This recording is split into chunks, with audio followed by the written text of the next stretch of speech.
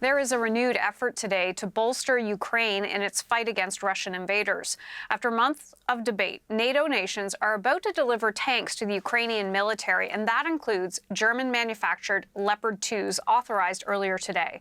And now American heavy battle tanks announced this afternoon by U.S. President Joe Biden.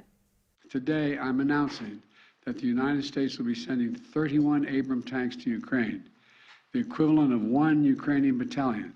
Secretary Austin has recommended this step because it will enhance the Ukraine's capacity to defend its territory and achieve its strategic objectives.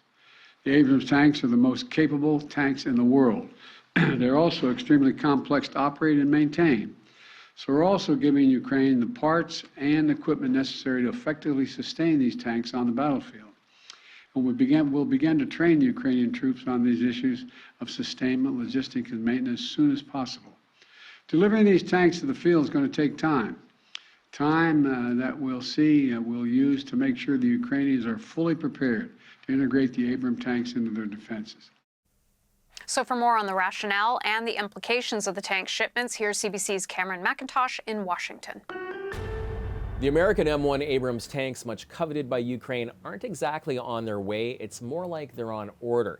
It'll take months to train the Ukrainian army. But what this actually does is get German tanks into Ukraine faster.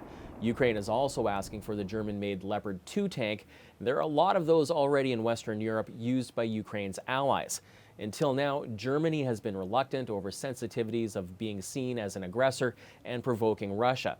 It had been insisting the U.S. send its tanks first. Now with the American commitment, Germany says it will send 14 of its Leopard 2 tanks and permit other countries like Poland, who also have them, to send theirs too. Canada also uses the Leopard 2 tank. Ottawa has not yet made a commitment. Now, the Leopard 2 and the M1 Abrams are among the most lethal tanks in the world today. As much as this is about firepower, President Biden says this is also about diplomacy, unity, and showing Russia the West will not be divided.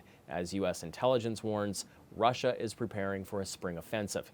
Putin expected Europe and the United States to weaken our resolve. He expected our support for Ukraine to crumble with time. He was wrong. We are united. America's united, and so is the world. And we approach the one-year mark, as we do, of the Russian full-scale invasion of Ukraine. We remain united and determined as ever in our conviction and our cause.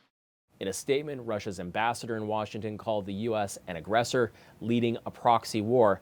So far, Russia has lost more than 1,600 tanks, Ukraine nearly 500. Those are likely low estimates. Cameron McIntosh, CBC News, Washington.